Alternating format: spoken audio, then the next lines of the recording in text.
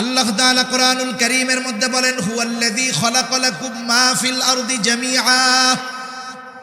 আল্লাহ তাআলা বলেন, হুয়াল্লাযী খালাকা লাকুম, তিনি তোমাদের জন্য সৃষ্টি করেছেন সবকিছু তোমাদের উপকারের জন্য। খালাকা লাকুম, তোমাদের জন্য, অর্থাৎ তোমাদের উপকারের জন্য। এই জন্য পৃথিবীর যত সৃষ্টি দেখি, আমার আপনার বুঝে আসুক আর না আসুক, সকল সৃষ্টি আল্লাহ তাআলা মানুষের কল্যাণের জন্য করেছেন। এই চন্দ্র মানুষের কল্যাণের জন্য, সূর্য মানুষের কল্যাণের জন্য। একেবারে যত কিছু দেখি আর না দেখি, সব কিছু আল্লাহ তাআলা মানুষের কল্যাণের জন্যই সৃষ্টি করেছে। এই জন্য আল্লাহ রাব্বুল আলামিনের সৃষ্টি নিয়ে যারা গবেষণা করে, আল্লাহ তাআলার সৃষ্টি নিয়ে যারা ফিকির করে, চিন্তা করে, এদেরকে মূলত আল্লাহ তাআলা জ্ঞানী বলে অভিহিত করেছেন। এজন্য আমাদের উচিত আল্লাহ তাআলার সৃষ্টি নিয়ে চিন্তা ভাবনা করা। আমাকে আল্লাহ তাআলা কিভাবে সৃষ্টি করেছেন এটা নিয়ে চিন্তা ভাবনা করা। আমার অস্তিত্ব কি ছিল, কোথার থেকে কিভাবে আল্লাহ তাআলা আমাকে সৃষ্টি করলেন, চিন্তা ভাবনা করা। আমি যদি আমার সৃষ্টির ব্যাপারে চিন্তা ভাবনা করি, এই চিন্তা যদি আমার ভিতরে বিস্তার লাভ করে, তাহলে আমার আপনার দ্বারা কখনো আল্লাহ তাআলার নাফরমানি হবে না। আল্লাহ রাব্বুল আলামিন আকাশকে 7 স্তর বিশিষ্ট করে সৃষ্টি করেছেন। এত সুবিশাল আকাশ আল্লাহ তাআলা সৃষ্টি করেছেন। প্রথম আকাশ যেটা মুফাসসিরিনে কেরাম বলেন, এটা হলো সবচাইতে ছোট। বড়গুলার হিসাব বাদ দেন, এর পরেরটা এর দ্বিগুণ, এর পরেরটা এর দ্বিগুণ, ওর দুগুণ। এভাবে সপ্ত আকাশের সুবিশালতা কত বেশি। বাকি 6টা থাক, আমরা প্রথম আসমান নিয়ে একটু আলোচনা করি। আল্লাহ তাআলা বলেন, আল্লাযী খালাকা সাবআ সামাওয়াতিন তিবাকা। আল্লাহ রাব্বুল আলামিন 7 স্তর বিশিষ্ট আকাশ সৃষ্টি করেছেন। আবার এই সৃষ্টি শৈলী কত সুন্দর। আল্লাহ তাআলা জমিনকে সুসজ্জিত করেছেন সবুজ রং দ্বারা। যত সৃষ্টি আছে গাছগাছালি সব সবুজ, জান্নাতের কালারও সবুজ। আবার আসমানকে আল্লাহ তাআলা সৃষ্টি করেছেন বিভিন্ন রঙের।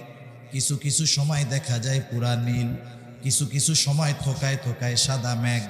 আপনি যদি একা একা একটু চোখ বুজে চিন্তা করেন, আকাশটা যদি সবুজ হতো, জমিনের এই গাছগাছালিগুলো যদি নীল হতো, কেমন লাগতো? একটু একা একা চিন্তা করে দেখবেন না। আকাশ যদি সবুজ হতো, কোনো সময় সুন্দর লাগতো না।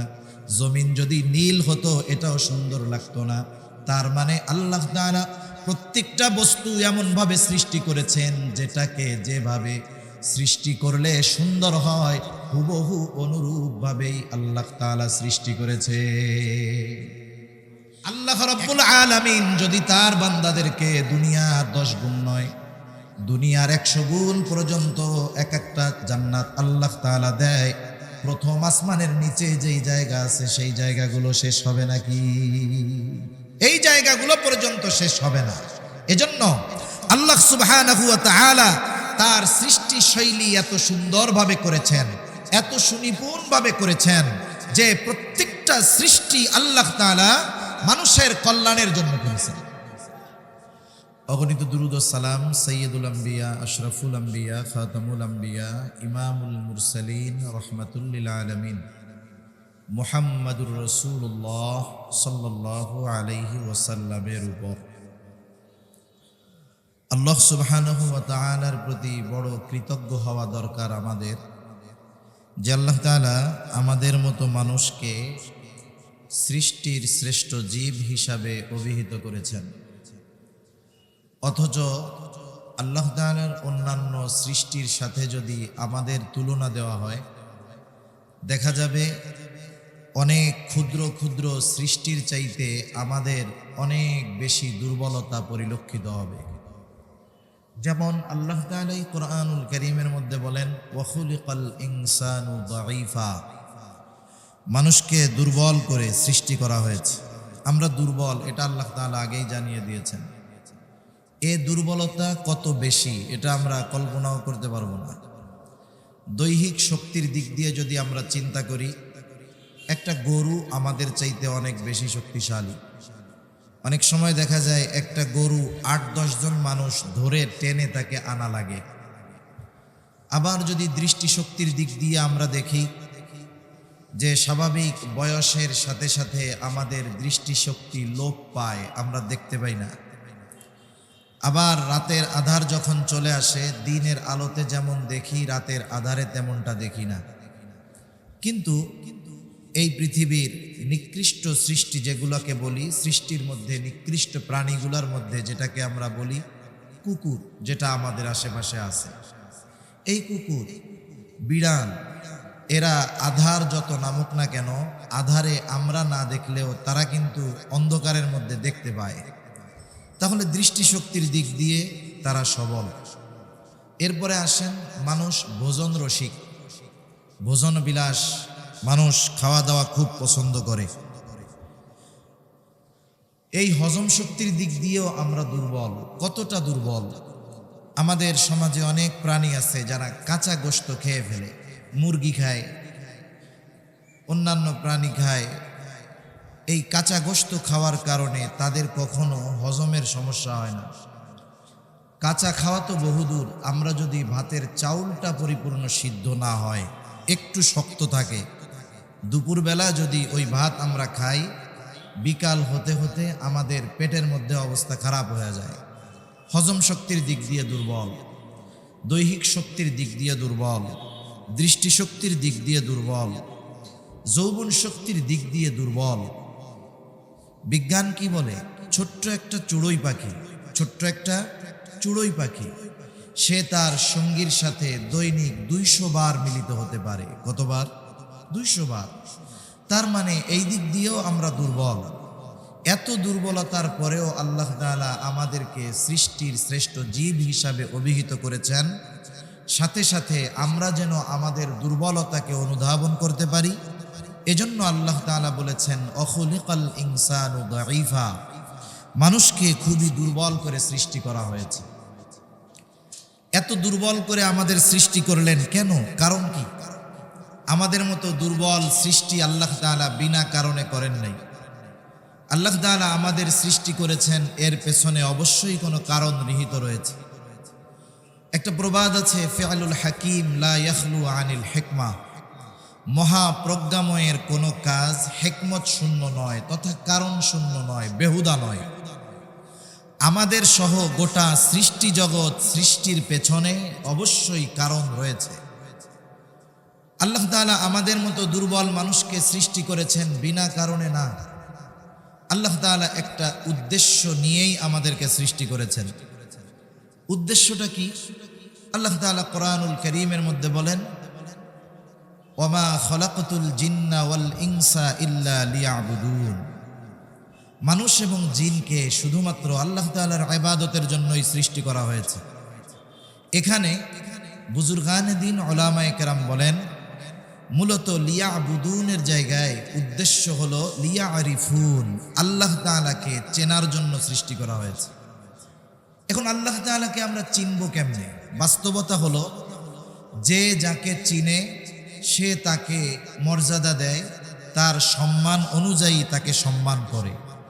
আমরা যদি আল্লাহ তাআলার মারিফাত তথা আল্লাহ তাআলার পরিচয় অর্জন করতে পারি, জানতে পারি, তাহলে আমাদেরকে তার ইবাদত করার জন্য জোর করা লাগবে না।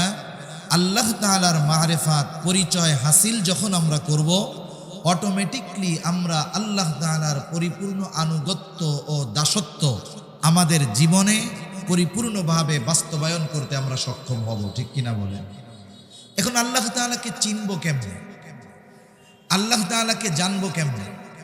আল্লাহ সুবহানাহু ওয়া তাআলা তাকে জানার জন্য, চেনার জন্য, বোঝার জন্য গোটা সৃষ্টি জগতের প্রতিটা বস্তুর মধ্যে আল্লাহ তাআলার পরিচয়, আল্লাহ তাআলাকে চেনা যায়, আল্লাহ তাআলাকে জানা যায়। একটা মানুষ স্রষ্টাকে জানার জন্য স্রষ্টাকে নিয়ে ফিকির করা লাগবে না। স্রষ্টার সৃষ্টি নিয়ে যদি মানুষ চিন্তা করে, তাহলে সে স্রষ্টার পরিচয় লাভ করতে পারবে ইনশাআল্লাহ। এজন্য আল্লাহ তাআলা কোরআনুল কারীমের মধ্যে বলেন, ইন্না ফি খালকিস সামাওয়াতি ওয়াল আরদি ওয়াখতিলাফিল লাইলি ওয়ান নাহারি লাআয়াতিল লিউলিল আলবাব।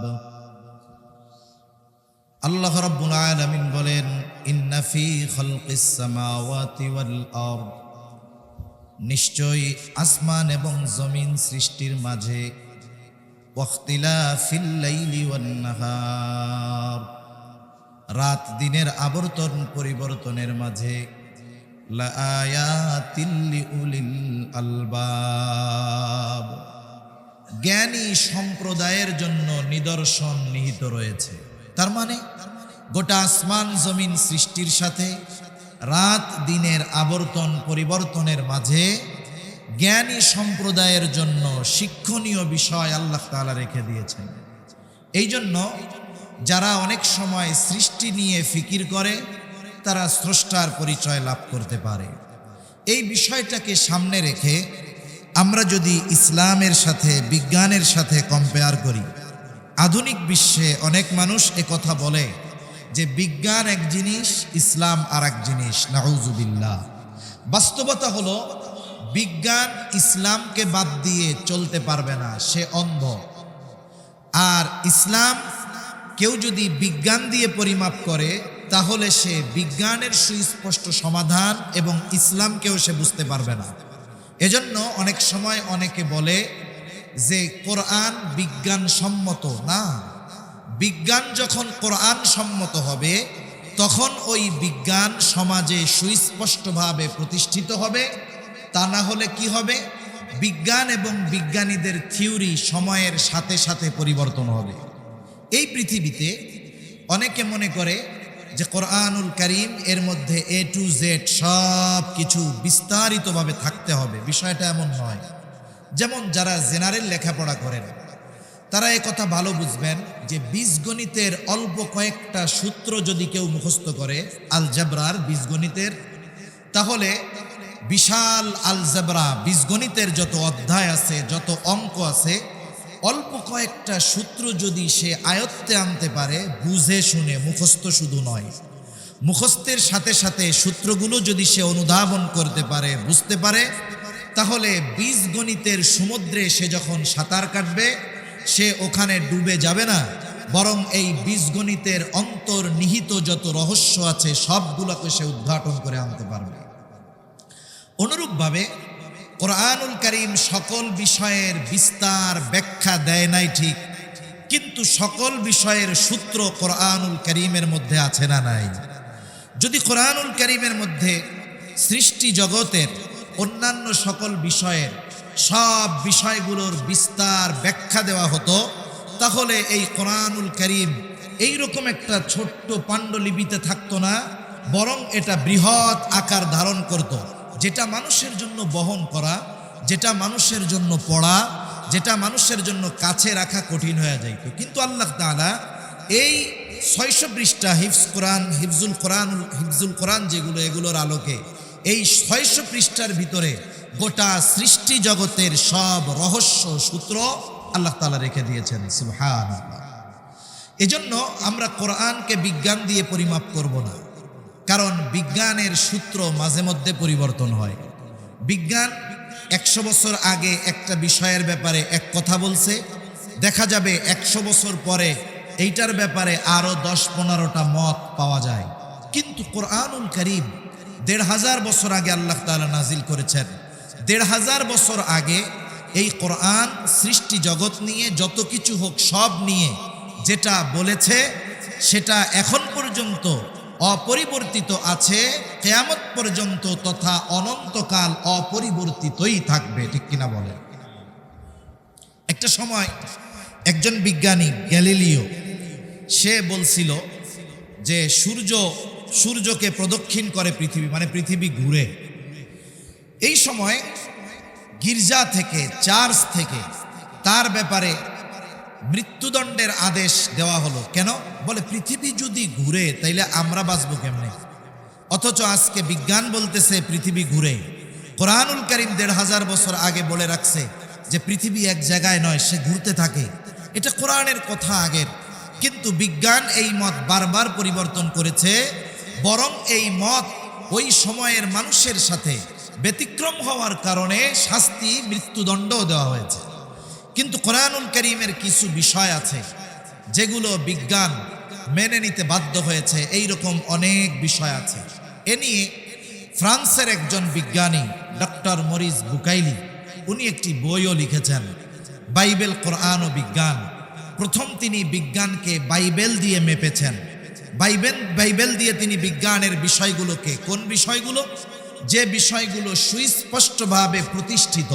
মনে রাখতে হবে, বিজ্ঞানের সব বিষয় প্রতিষ্ঠিত নয়, কারণ কিছুদিন পর পর বিজ্ঞানীদের একটা বিষয় নিয়ে মত পরিবর্তন হয়। কিন্তু কিছু বিষয় আছে যেগুলোর ব্যাপারে বিজ্ঞান চূড়ান্ত সিদ্ধান্তে পৌঁছিয়েছে। চূড়ান্ত সিদ্ধান্তে পৌঁছানোর আগে বিজ্ঞান বারবার মত পরিবর্তন করেছে, কিন্তু বিজ্ঞান যেই বিষয়ে সুস্পষ্টভাবে একটা চূড়ান্ত সিদ্ধান্তে উপনীত হয়েছে, ওই বিষয়গুলোর ব্যাপারে কোরআনুল কারীম ১৫০০ বছর আগে যেই সিদ্ধান্ত দিয়েছে, বিজ্ঞান যখন চূড়ান্ত সিদ্ধান্তে পৌঁছাইছে, দেখা গেল এই চূড়ান্ত সিদ্ধান্ত বিজ্ঞানীরা গবেষণা করে বের করার ১৫০০ বছর আগেই কোরআনুল কারীম ওই বিষয়ের চূড়ান্ত ফয়সালা দিয়ে দিয়েছে। সুবহান। দুই একটা কথা না বললেই নয়। একটা হলো মানুষ সৃষ্টি নিয়ে, মানুষ কিভাবে মায়ের পেটের ভিতরে পর্যায়ক্রমে একটা পরিপূর্ণ আকৃতি লাভ করে, কোরআনুল কারীম এটা ১৫০০ বছর আগেই বলে দিয়েছে। বিজ্ঞান এটা নিয়ে অনেক গবেষণা করতে করতে করতে করতে বিভিন্ন মতাদর্শের পরিবর্তন হতে হতে হতে হতে একটা সময় মানব সৃষ্টি নিয়ে বিজ্ঞান পরিপূর্ণ সিদ্ধান্তে যখন উপনীত হলো, দেখা গেল তারা যেই সিদ্ধান্তে চূড়ান্ত পর্যায়ে পৌঁছেছে, ওইটা কোরআনুল কারীম আগেই বলে দিয়েছে। সুবহান। এজন্য অনেক সময় অনেক মানুষ একটু হতাশাগ্রস্ত হয় যে এই বিষয়টা বিজ্ঞানের সাথে মিলে না, নাউজুবিল্লাহ। বিষয়টা হলো বিজ্ঞান চূড়ান্ত সিদ্ধান্তে উপনীত হতে পারে নাই। এজন্য বিজ্ঞান এবং কোরআনের সাথে, ইসলামের সাথে যখন কোনো বিষয় সাংঘর্ষিক মনে হবে, তখন ইমানদারের ইমানের দাবি কোরআনুল কারীম, ইসলাম যেই সিদ্ধান্ত দিয়েছে নিঃসন্দেহে সেটাকে গ্রহণ করে অন্যটাকে বাদ রাখা। দেখা যাবে একটা পর্যায়ে ইসলাম যেই বিষয়টার সিদ্ধান্ত দিয়েছে, বিজ্ঞান আজ অথবা কাল সেটা মেনে নিতে বাধ্য হবেই। ঠিক কিনা বলেন? এইরকম অনেক উপমা দেওয়া যাবে। যেমন হাদিসের মধ্যে আসছে, যেই ব্যক্তি ঈমান নিয়ে মৃত্যুবরণ করবে, যাররা পরিমাণ ঈমান নিয়ে দুনিয়া থেকে বিদায় নিবে, এই ব্যক্তিকেও আল্লাহ তাআলা একটা সময় মাফ করে দিবে। যদি দুনিয়ায় পাপ করে থাকে, তাহলে সে তার পাপের কারণে শাস্তি ভোগ করার পর একটা সময় সে জান্নাতের বাসিন্দা হয়ে যাবে। হাদিসের মধ্যে আসছে, আল্লাহ তাআলা যাকে সবচাইতে ছোট জান্নাত দিবেন, তার জান্নাতের পরিধি হবে কমপক্ষে এই দুনিয়ার 10 গুণ। কয় গুণ? একটু জোরে বলেন তো। 10 গুণ। এই যে কথাটা, এটা তো আজকে আমরা বলতেছি না, এটা রাসূল আকরাম সাল্লাল্লাহু আলাইহি ওয়াসাল্লাম ১৫০০ বছর আগে জানিয়েছেন। বলেন তো, ১৫০০ বছর আগে নবীজি যখন জানালেন যে সবচাইতে ছোট জান্নাতের মালিক এই পৃথিবীর 10 গুণ পরিমাণ একটা জান্নাতের মালিক হবে, তখন আমাদের উপরে যেই আকাশ, মহা আকাশ, সপ্ত আকাশ, এত পরিমাণ পরিব্যাপ্তি জায়গা আছে, এত বিশাল জায়গা প্রথম আসমানের নিচে আছে, তখন ছিল। কিন্তু তখনও এই ব্যাপারে মানুষ জানতো না। জানতো? আজ থেকে দেখা যাবে 100 বছর আগেও যখন এই ওয়াজ কোনো বুজুর্গ আলেম করতেন যে বাবারা, আপনারা নেক আমল করেন, ইমানের উপরে থাকেন, গোনাহ ছাড়েন, তাহলে জান্নাতে যাওয়া যাবে। যেই জান্নাতের পরিধি যে সবচেয়ে ছোটটা পাবে, তারটা হলো এই দুনিয়ার 10 গুণ পরিমাণ। এই ওয়াজ 150 বছর আগে যখন উলামায়ে কেরাম করতেন, পাশের থেকে শুধু ইমানদারেরা ওয়াজ শুনতো, তা শুনতো, শুইনা বলতো, দেখ হুজুরে বলে কি, আর সামনের মানুষগুলাও বোকার মতো শুনে কি। আমরা এই দুনিয়াতে কত পদ্ধতি অবলম্বন করাচ্ছি জনসংখ্যা কমানোর জন্য, যাতে পৃথিবী মানুষে ভরে না যায়। আমরা চিন্তা করতেছি পৃথিবীর জায়গা সংকুলন হবে না এক সময়, এই জন্য স্লোগান দেওয়াচ্ছি মানুষকে, 2টার বেশি নয়, একটা হলে ভালো হয়। আর এরা নাকি বলতেছে মরার পরে এদেরকে যে ছোট জান্নাত পাবে, তাকেও নাকি এই দুনিয়ার 10 গুণ পরিমাণ জান্নাত একটা দিবে। এত জায়গা ওরা পাবে কোথায়? কথা মনে হয় বুঝেন না। এত জায়গা পাবে কই? কিন্তু আজকে মহাকাশ নিয়ে যারা গবেষণা করে তাদের গবেষণার ফলাফল কি?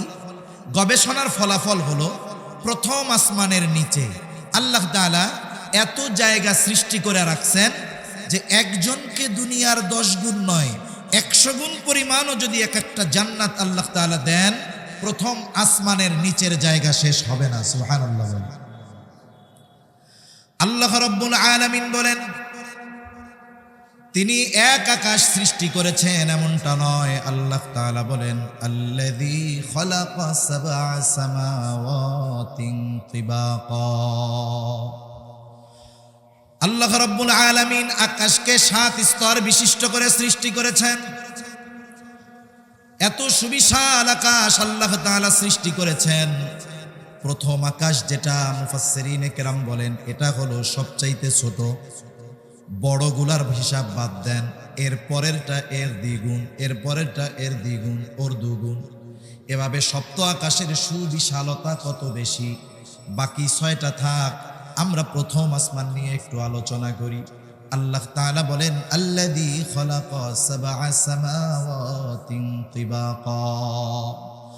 আল্লাহ রাব্বুল আলামিন 7 স্তর বিশিষ্ট আকাশ সৃষ্টি করেছেন।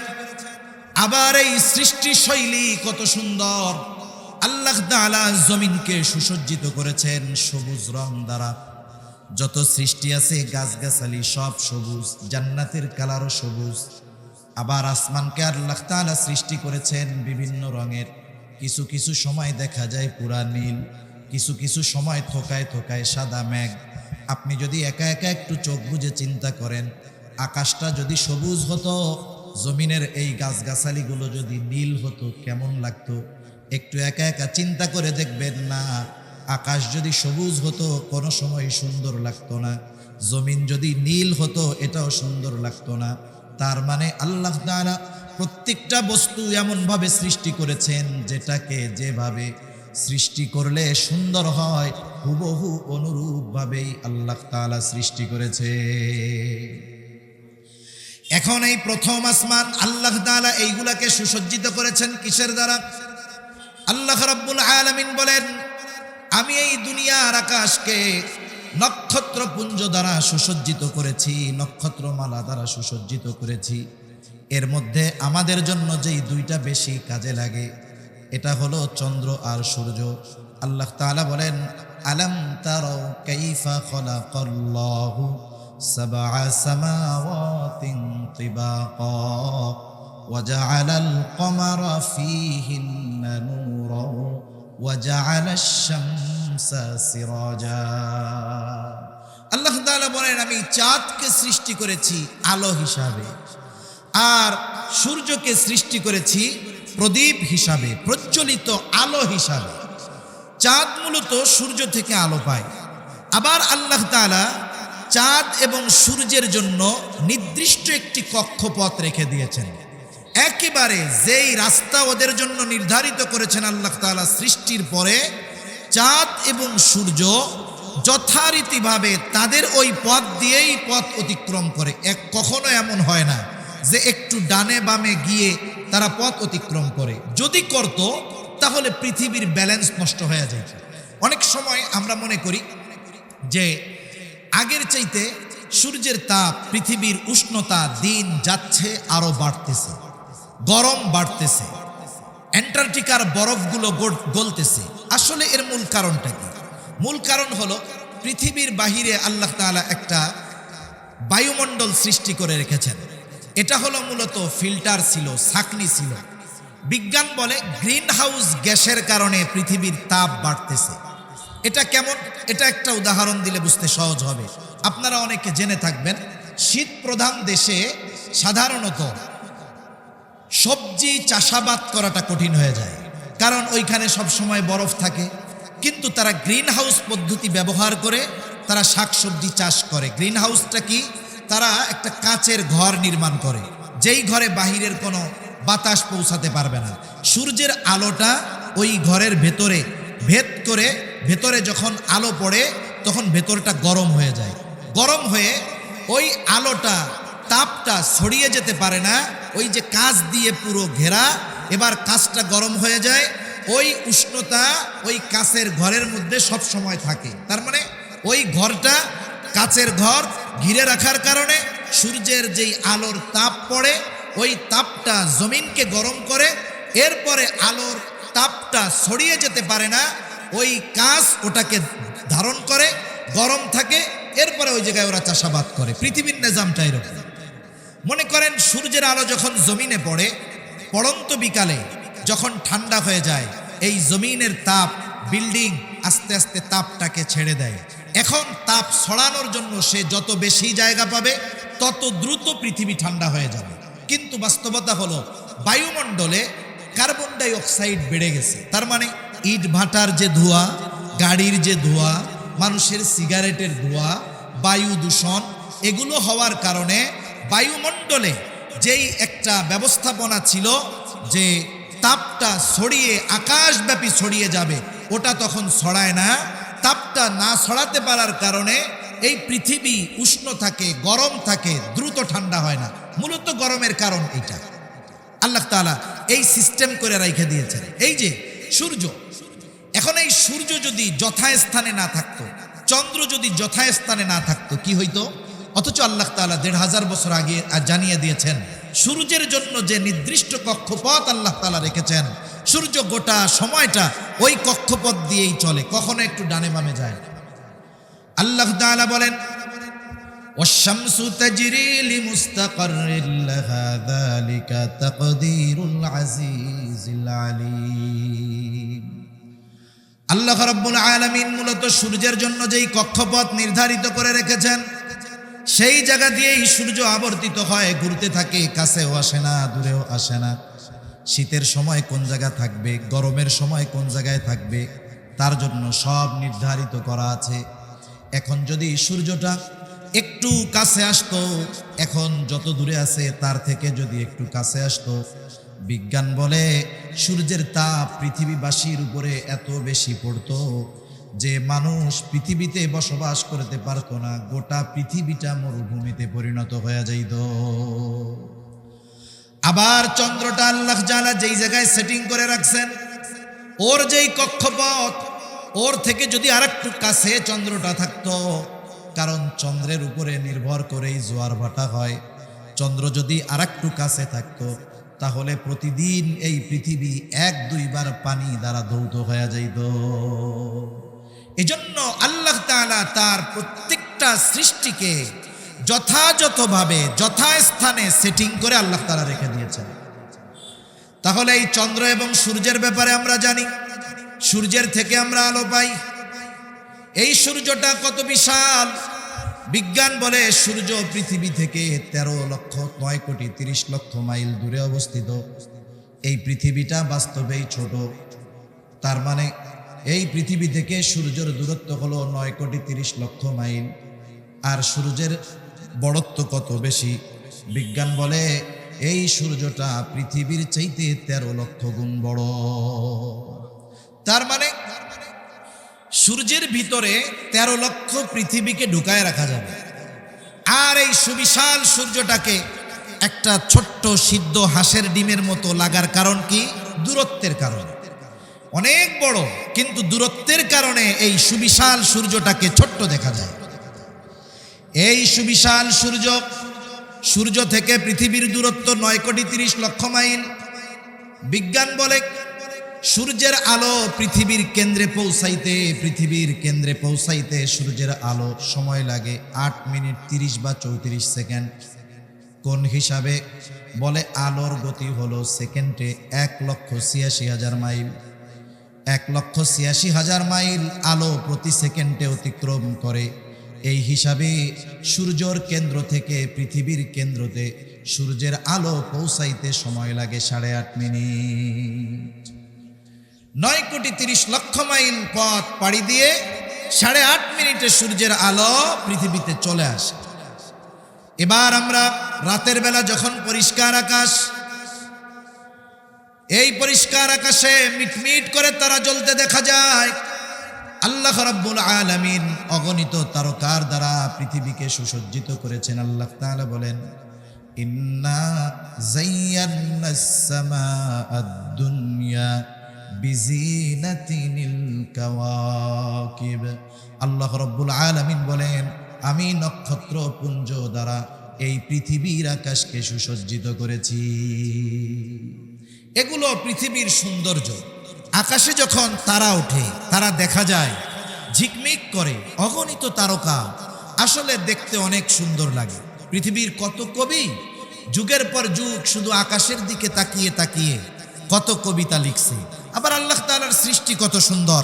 আমরা অনেক সময় অনেক কৃত্রিম সৌন্দর্য দেখতে যাই, অনেক পার্কে, অনেক রিসোর্টে, অনেক সুন্দর সুন্দর জায়গায় মানুষ কৃত্রিমভাবে সৌন্দর্য মণ্ডিত জিনিসগুলো প্রস্তুত করে মানুষ দেখতে যায়। ওই দৃশ্যগুলো একবার দুইবার দেখার পরে আর দেখতে মন চায় না।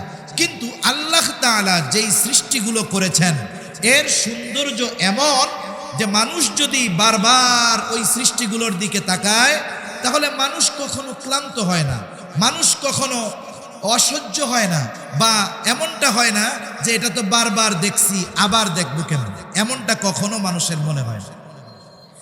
এজন্য আল্লাহ রাব্বুল আলামিন কোরআনুল কারীমের মধ্যেও বলেন, আল্লাযী খালাকা সাবআ সামাওয়াতিন তিবাকা মা তারা ফি খালকির রহমানি মিন তাফাউত ফারজি'ল বাসারা হাল তারা মিন ফুতুর সুম্মা আরজি'ল বাসারা কাররাতাইনি ইয়ানকালিব ইলাইকাল বাসারু খাসিআন ওয়া হুয়া হাসীর।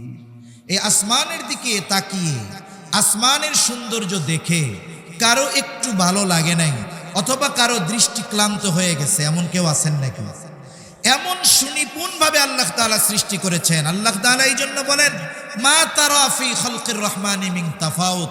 এই যে দয়াময়ের সৃষ্টির ভিতরে আপনি কোনো ত্রুটি বিচ্যুতি তো পাবেনই না, বরং কি হবে, ফারজি'ল বাসার হাল তারা মিন ফুতুর। আপনি তাকান, তাকাইতে থাকেন, দেখতে থাকেন কোনো ত্রুটি বিচ্যুতি দেখা যায় কিনা। আল্লাহ তাআলা বলেন, বারবার তাকানোর পরে কি হবে, আবার আপনার দৃষ্টি আমার আপনার দিকে ফিরে আসবে।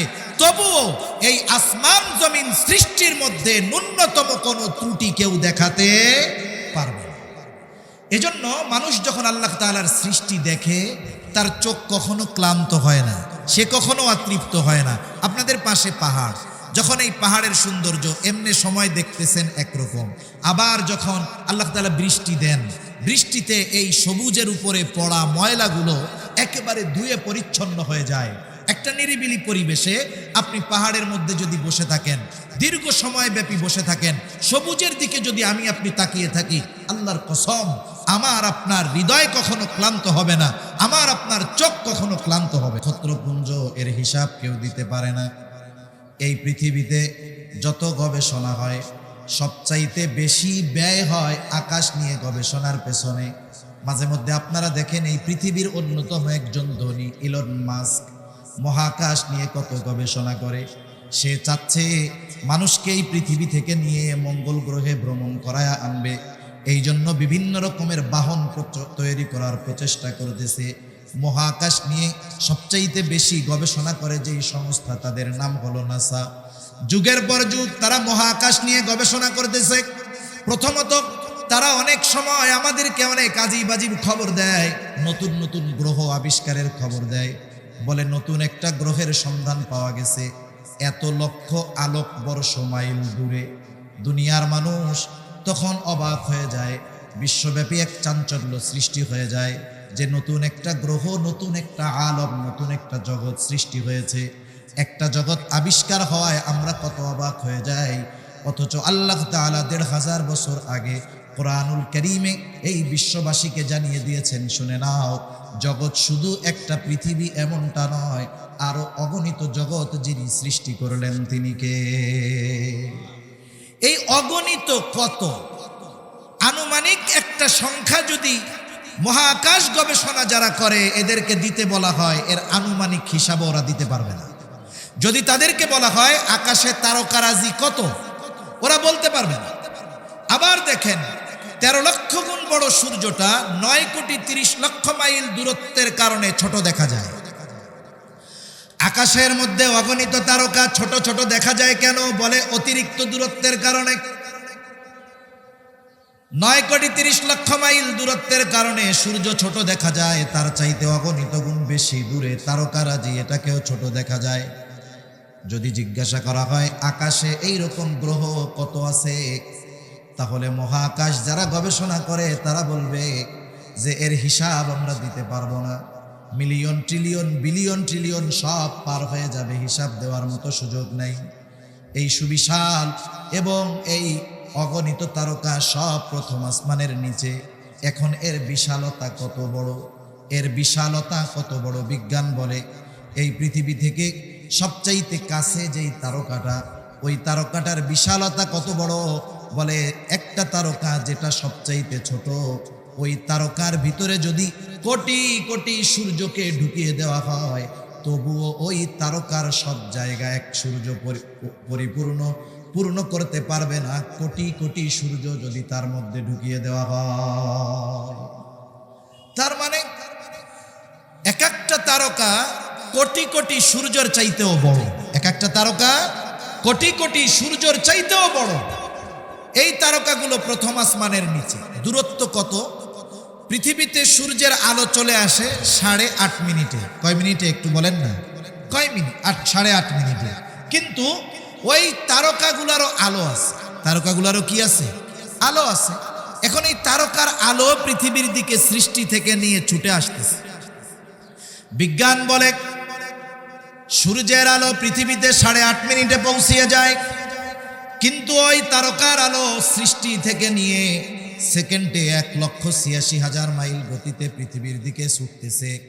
কোটি কোটি বছর পার হয়ে গেছে, এখন পর্যন্ত একটা তারকার আলো পৃথিবীতে পৌঁছায় নাই। সুবহানাল্লাহ বলেন না? কোটি কোটি বছর পার হয়ে গেছে, একটা তারকার আলো এখন পর্যন্ত পৃথিবীতে পৌঁছায় নাই। সেকেন্ডে অতিক্রম করতেছে 1,86,000 মাইল। এই গতিতে ছুটছে। 2-1 মিনিট নয়, 2-1 বছর নয়, 2-1 শত বছর নয়, 2-1 লক্ষ বছর নয়। প্রথম আসমানের নিচের তারকার আলো পৃথিবীর দিকে ছুটে আসছে কোটি কোটি বছর ধরে। প্রতি সেকেন্ডে 1,86,000 মাইল পথ অতিক্রম করতেছে, কিন্তু এখন পর্যন্ত একটা তারকার আলো পৃথিবীতে পৌঁছায় নাই। সুবহান। এখন একটু ভলিউমটা বাড়াইতে হবে একটু, আর নাহলে বক্স একটু ঘুরাই দিতে হবে, কানে আওয়াজ আসতেছে না, হালকা একটু ঘুরায় দেয়। তাহলে এই পৃথিবীর প্রথম আসমানের নিচে কত জায়গা আছে, এটা সাধারণ মানুষের জন্য হিসাব করা অসম্ভব, ঠিক কিনা বলেন? এখন বলেন তো, আল্লাহ রাব্বুল আলামিন যদি তার বান্দাদেরকে দুনিয়ার 10 গুণ নয়, দুনিয়ার 100 গুণ পর্যন্ত এক একটা জান্নাত আল্লাহ তাআলা দেয়, প্রথম আসমানের নিচে যেই জায়গা আছে সেই জায়গাগুলো শেষ হবে নাকি? এই জায়গাগুলো পর্যন্ত শেষ হবে না। এজন্য আল্লাহ সুবহানাহু ওয়া তাআলা তার সৃষ্টি শৈলী এত সুন্দরভাবে করেছেন, এত সুনিপুণভাবে করেছেন যে প্রত্যেকটা সৃষ্টি আল্লাহ তাআলা মানুষের কল্যাণের জন্য করেছেন। আল্লাহ তাআলা কোরআনুল কারীমের মধ্যে বলেন, হুয়াল্লাযী খালাকা লাকুম মা ফিল আরদি জামিআ। আল্লাহ তাআলা বলেন, হুয়াল্লাযী খালাকা লাকুম, তিনি তোমাদের জন্য সৃষ্টি করেছেন সবকিছু তোমাদের উপকারের জন্য। খালাকা লাকুম, তোমাদের জন্য, অর্থাৎ তোমাদের উপকারের জন্য। এই জন্য পৃথিবীর যত সৃষ্টি দেখি, আমার আপনার বুঝে আসুক আর না আসুক, সকল সৃষ্টি আল্লাহ তাআলা মানুষের কল্যাণের জন্য করেছেন। এই চন্দ্র মানুষের কল্যাণের জন্য, সূর্য মানুষের কল্যাণের জন্য। একেবারে যত কিছু দেখি আর না দেখি, সব কিছু আল্লাহ তাআলা মানুষের কল্যাণের জন্যই সৃষ্টি করেছে। এই জন্য আল্লাহ রাব্বুল আলামিনের সৃষ্টি নিয়ে যারা গবেষণা করে, আল্লাহ তাআলার সৃষ্টি নিয়ে যারা ফিকির করে, চিন্তা করে, এদেরকে মূলত আল্লাহ তাআলা জ্ঞানী বলে অভিহিত করেছেন। এজন্য আমাদের উচিত আল্লাহ তাআলার সৃষ্টি নিয়ে চিন্তা ভাবনা করা। আমাকে আল্লাহ তাআলা কিভাবে সৃষ্টি করেছেন এটা নিয়ে চিন্তা ভাবনা করা। আমার অস্তিত্ব কি ছিল, কোথার থেকে কিভাবে আল্লাহ তাআলা আমাকে সৃষ্টি করলেন, চিন্তা ভাবনা করা। আমি যদি আমার সৃষ্টির ব্যাপারে চিন্তা ভাবনা করি, এই চিন্তা যদি আমার ভিতরে বিস্তার লাভ করে, তাহলে আমার আপনার দ্বারা কখনো আল্লাহ তাআলার নাফরমানি হবে না। এজন্য যত সৃষ্টি আছে সব আমাদের উপকারের জন্য, কিন্তু বাস্তবতা হলো আধুনিক বিশ্বের যত সৃষ্টি এগুলো আল্লাহ সুবহানাহু ওয়া তাআলা তার অনেক কথা মানুষের জন্য বোঝাকে আধুনিক সৃষ্টিগুলো আল্লাহ তাআলা সহজ করে দিয়েছেন। যেমন এই সময়ের এক গুরুত্বপূর্ণ সৃষ্টি মানুষের যোগাযোগ ব্যবস্থাকে যেটা একেবারে কাছে নিয়ে আসছে, মোবাইল ফোন, ইন্টারনেট, এগুলো মানুষের কল্যাণ আছে এর মধ্যে। তবে অনেক ভালো জিনিসের ব্যবহার এটা কল্যাণ বয়ে আনে, আবার ভালো জিনিসের খারাপ ব্যবহার মানুষের জন্য ক্ষতির কারণ হয়ে দাঁড়ায়। যেমন অনেক সময় আমরা একটা শব্দ শুনি যেটাকে বলা হয় গ্রেনেড। গ্রেনেড নাম শুনছেন? নাম এটার নাম শোনার দরকার, এমনি না দেখলেও কমপক্ষে 5ই মের সেই কালো রাত্রিতে একেবারে নিরহ, মজলুম, নিরস্ত্র উলামা, তলাবা, সাধারণ জনতার উপরে গত ফ্যাসিস্ট এবং জালেমের দোসর যারা ছিল তারা ছত্রভঙ্গ করতে এবং তাদেরকে হটাতে, তাদেরকে মারতে যেই ধরনের অস্ত্রগুলো ব্যবহার করেছে এর মধ্যে একটা ছিল সাউন্ড গ্রেনেড। এটার আওয়াজ এতটা বিকট যে সাধারণ মানুষের কাছে যদি সাউন্ড গ্রেনেড পড়ে মুহূর্তের ভিতরে সে তার শ্রবণ শক্তিকে হারিয়ে ফেলতে পারে। আর এটার ভিতরে যদি বারুদ ভরে দেওয়া হয় তাহলে এটা মরণাস্ত্রে পরিণত হয়ে যায়। মুহূর্তের ভিতরে একটা গ্রেনেড নিক্ষেপ করলে একটা জায়গা বড় ধরনের পুকুরে পরিণত হয়ে যেতে পারে। এই গ্রেনেড প্রস্তুত করা হয়েছিল মানুষকে মারার জন্য না, এটা প্রস্তুত করা হয়েছিল খনি থেকে যেই খনিজ পদার্থগুলো আছে এই খনিজ পদার্থগুলোকে সহজে জানি উত্তোলন করা যায়, গর্ত করা যায়, এই উদ্দেশ্য নিয়ে। যখন একটু মাটি খুঁড়ে ওইখানে একটা গ্রেনেড নিক্ষেপ করে দেওয়া হতো, অটোমেটিক ওইখানে ওই গ্রেনেডের কারণে বড় ধরনের গর্তে পরিণত হতো, কষ্ট করে মানুষের খোঁড়া লাগতো না। কিন্তু একটা সময় গ্রেনেডের ব্যবহার ওই জায়গা থেকে চলে এসেছে কোথায়? মানুষ এটাকে যুদ্ধের ময়দানে অথবা অন্যের উপরে আক্রমণ করার জন্য এই ব্যবহারটা যখন খারাপভাবে করা শুরু করছে, গ্রেনেডের দ্বারা যেই কল্যাণ ছিল, উপকার ছিল, সেটা হারিয়ে গেছে, এটা মানুষের ক্ষতির কারণ হয়ে গেছে। এজন্য পৃথিবীর অনেক সৃষ্টি আছে, বিজ্ঞানের অনেক সৃষ্টি আছে যেগুলো মানুষের কল্যাণের জন্য হয়েছিল, কিন্তু এর ব্যবহার একটা সময় মানুষের ক্ষতির কারণ হয়ে গেছে। ইন্টারনেট, মোবাইল, ফেসবুক, এই ধরনের বর্তমান সময়ের যত প্রযুক্তি আছে এগুলোর মধ্যে কল্যাণ আছে, তবে ব্যবহারের কারণে এগুলোর ক্ষতি অনেক বেশি হয়ে গেছে, ঠিক কিনা বলেন? যখন মদের ব্যাপারে রাসূল আকরাম সাল্লাল্লাহু আলাইহি ওয়াসাল্লামকে সাহাবায়ে কিরাম প্রশ্ন করেছেন, ওয়ায়াসআলুনাকা আনিল খামরি ওয়াল মাইসির, নবীজি প্রথমে জবাব দিয়েছেন আল্লাহ তাআলা যেটা শিখিয়েছেন, কুল ফীহিমা ইসমুন কাবীর ওয়া মানাফিউ লিন-নাস, এর মধ্যে পাপাচারিতাই বেশি, মন্দই বেশি, তবে কিছু উপকার তো আছে। বর্তমান দুনিয়ার প্রযুক্তির ব্যবহারের কারণে উপকার আছে কিছু, তবে ক্ষতির সংখ্যাটাই বেশি। এই যে দেখেন কিয়ামতের দিনের অনেক কিছু আমাদের সামনে এর দ্বারা সহজে বুঝতে আমাদের সহজ হয়ে যায়। অনেক সময় কিয়ামতের দিন আল্লাহ তাআলা আমাদের সকলের কথা, আমল সব কিছু ফাইল আকারে আমাদের সামনে আল্লাহ তাআলা পেশ করাবেন। আমরা সকলে দুনিয়ায় আমাদের যেই কর্ম ছিল সেই কর্মের ব্যাপারে আমরা সব জানতে পারবো কিয়ামতের দিন। কেমনে জানতে পারবো? আল্লাহ কিভাবে জানাবেন? বিজ্ঞানের এই উৎকর্ষতা আমাদেরকে জানিয়ে দিয়েছে। কিয়ামতে যখন জান্নাতি জান্নাতে চলে যাবে, জাহান্নামী জাহান্নামে যাবে, তাফসীরে ইবনে কাসীরের মধ্যে এসেছে জান্নাতি জাহান্নামীকে দেখবে, জাহান্নামী জান্নাতীকে দেখবে, উভয়ের মাঝে কথা হবে, অথচ তাদের অবস্থান জান্নাতীদের জান্নাতে, জাহান্নামীদের জাহান্নামে। কেমনে হবে? বলে আপনার যদি কোনো আত্মীয় আমেরিকাতে থাকে, আপনি যদি তাকে দেখতে চান, আপনি কয়েক ঘন্টা লাগবে না, কয়েক সেকেন্ডও লাগবে না, ইন্টারনেটে ঢুকবেন, সেও লাইনে, আপনিও লাইনে, মুহূর্তের ভিতরে আপনি তাকে দেখতেও পারবেন, শুনতেও পারবেন। অথচ কোনো তার নেই, কোনো কানেকশন নাই, 15,000 মাইল দূরে আপনি আপনার আত্মীয়কে, আমি আমার আত্মীয়কে মুহূর্তের ভিতরে দেখতে পারতেছি, তাদের সাথে কথা বলতে পারতেছি। বলেন তো, এই যে প্রযুক্তি মানুষের মাথায় আসলো, এই বুদ্ধি মানুষের মাথায় ঢেলে দিয়েছেন কে? আল্লাহ তাআলা ঢেলে দিচ্ছেন। এই যে আমরা কথা বলি, আমাদের কথাগুলো যায় কেমনে? আমাদের কথাগুলো মূলত নেটওয়ার্কিং সিস্টেমকে ব্যবহার করে বাতাসের মাধ্যমে সেকেন্ডের ভিতরে আমার আপনার কথা 15,000 কিলোমিটার দূরে পৌঁছিয়ে দেওয়া হয়। হযরত সুলাইমান আলাইহিস সালামের একটা ঘটনা আছে না, বিলকিসের সিংহাসন নিয়ে আসতে হবে মুহূর্তের ভিতরে একজন হাজিরও করে ফেলছে। একটু চিন্তা করেন, এই শব্দের ওজন আছে। আমরা এই শব্দটা যখন বলি মোবাইলে, হুবহু আমার বলা শব্দটা ওইখানে গিয়ে পৌঁছায়।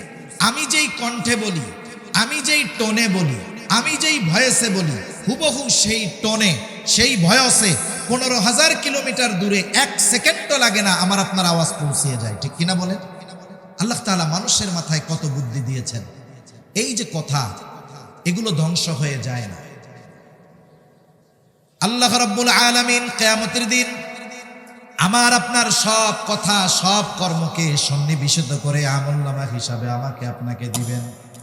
শুধু তাই না, আল্লাহ তাআলা কোরআনুল কারীমের মধ্যে জানিয়ে দেন যে আমাদের কথা সংরক্ষণ করার জন্য একজন ফেরেশতা সর্বদা তৎপর আছে।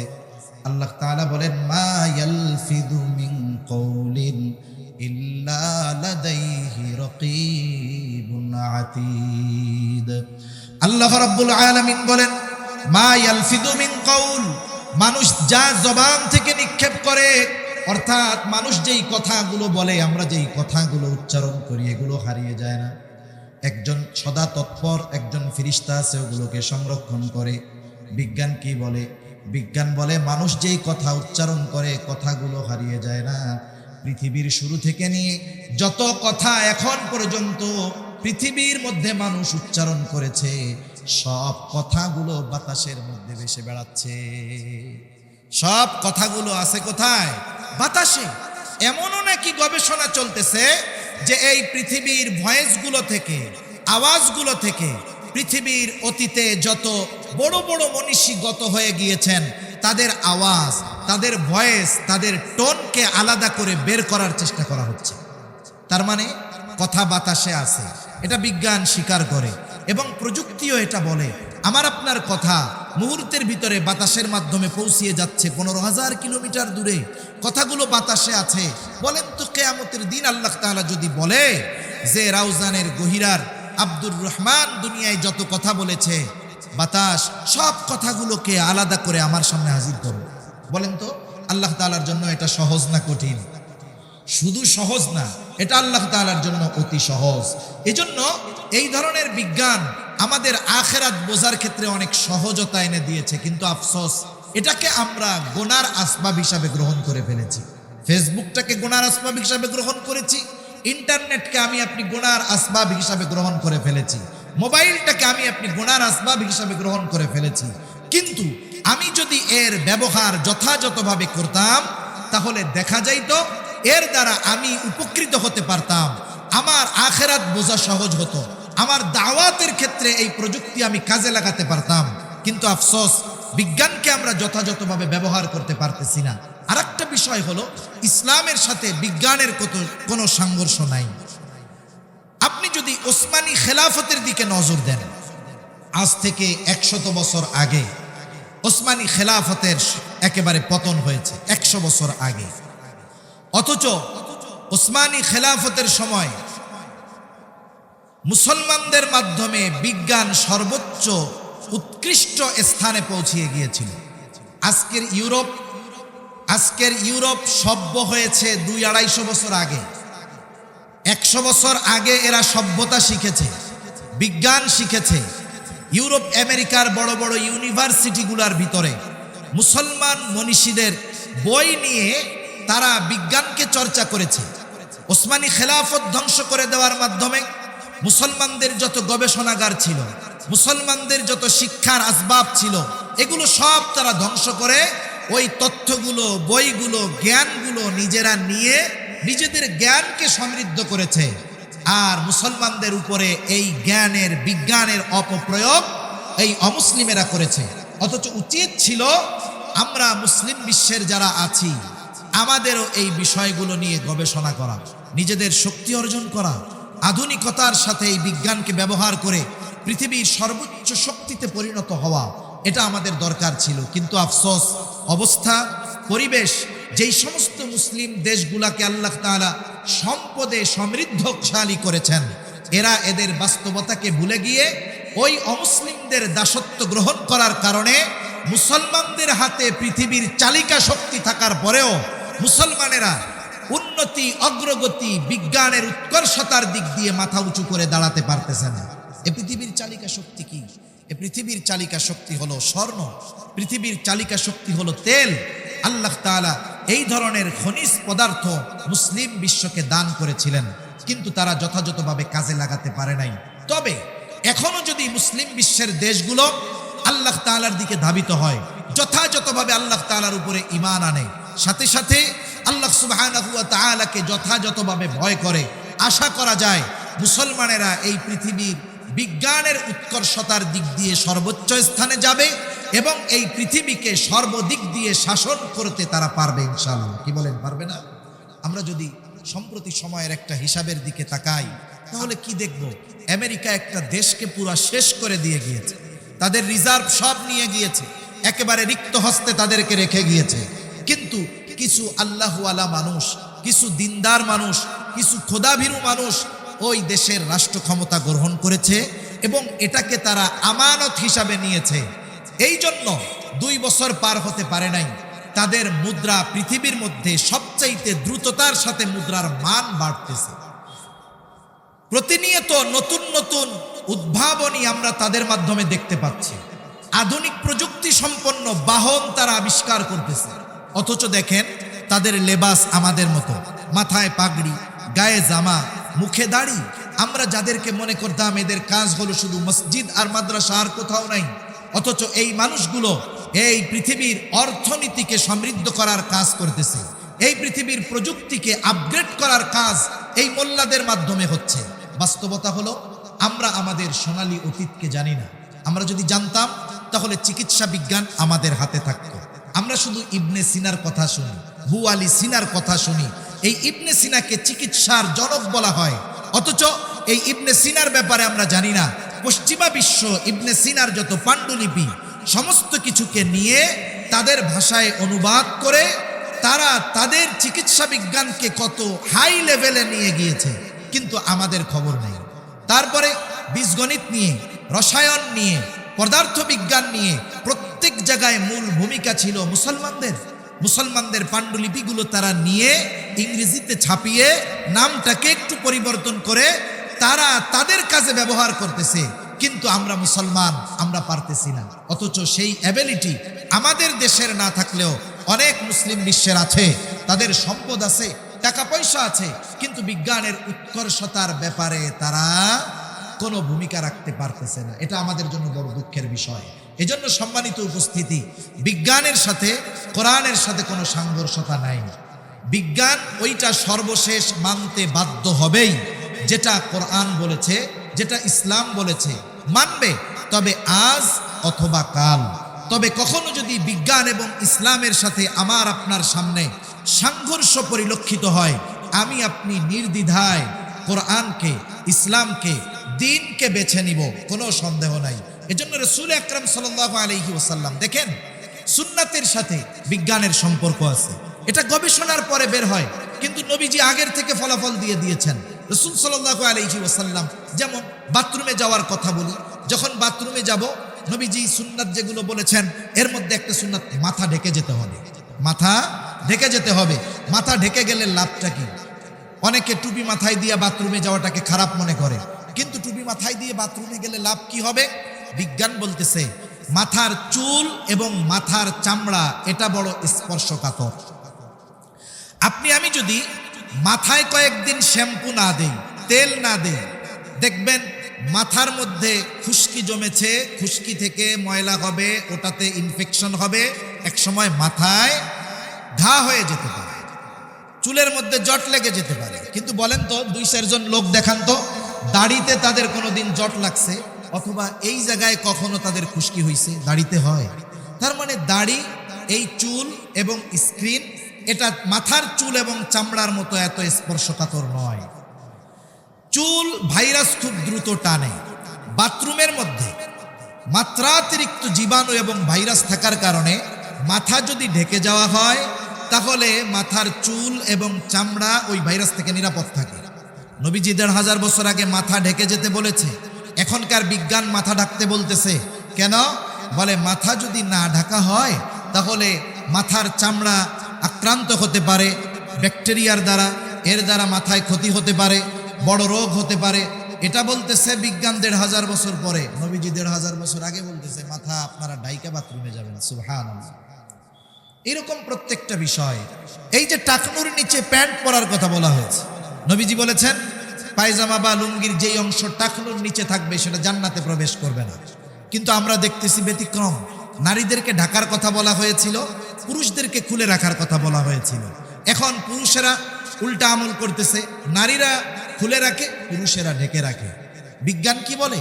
বিজ্ঞান বলে যে এই টাকনু যদি খুলে রাখে পুরুষ, এখানে আলো বাতাস লাগবে। আলো বাতাস লাগার কারণে কি হবে?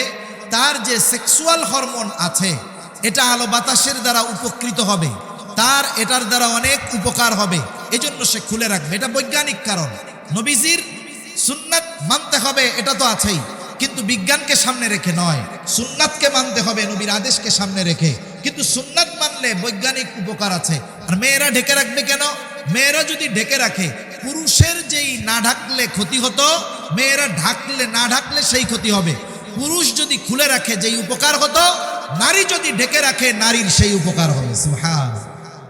স্বর্ণ ব্যবহার করতে নবীজি মানা করছেন। স্বর্ণ ব্যবহার করলে কি হয়? পুরুষের অনেক ক্ষতি হয়, শারীরিক ক্ষতি হয়, অনেক ধরনের ক্ষতি হয়। কিন্তু উপরন্তু নারী যদি স্বর্ণ ব্যবহার করে, পুরুষের যেই ক্ষতিগুলো হয়, নারী স্বর্ণ ব্যবহার করলে ওই বিষয়গুলোর ব্যাপারে নারীর উপকার হয়। এজন্য কোরআনুল কারীম সহ নবীজির যত দিক নির্দেশনা আছে একটাও বিজ্ঞানের বাইরে নয়, একটাও হিকমত শূন্য নয়, একটাও অবৈজ্ঞানিক নয়। তবে আমরা বিজ্ঞানকে সামনে রেখে দিন মানব এমনটা নয়। আমরা আল্লাহর হুকুম পালন করব আল্লাহর সন্তুষ্টির জন্য, রাসূলের তরিকায়। এই পদ্ধতি সামনে রেখে আমরা যখন কোনো আমল করব, পারিপার্শ্বিক যেই কল্যাণগুলো আছে এগুলো আল্লাহ তাআলা অটোমেটিকলি আমাদেরকে দান করবেন। ঠিক কিনা বলেন? এজন্য সম্মানিত উপস্থিতি, আমরা আল্লাহ তাআলার সৃষ্টি নিয়ে ভাববো। আল্লাহ তাআলার সৃষ্টি নিয়ে ভাবলেই আল্লাহ তাআলার পরিচয়, স্রষ্টার পরিচয় আমরা লাভ করতে পারবো। আল্লাহ সুবহানাহু ওয়া তাআলা আমাদের কথাগুলো বুঝবার তৌফিক দান করেন। আমিন। ওয়া আখিরু দাওয়ানা আলহামদুলিল্লাহি রাব্বিল আলামিন। আসসালামু